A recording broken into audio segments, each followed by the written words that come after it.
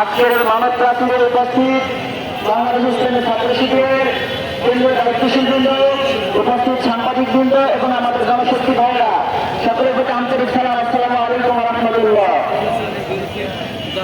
কথা খুবই সংক্ষিপ্ত। 5 মে হেফাজতে ইসলামের প্রতি, বাংলার তৌহিদি জনতার প্রতি যে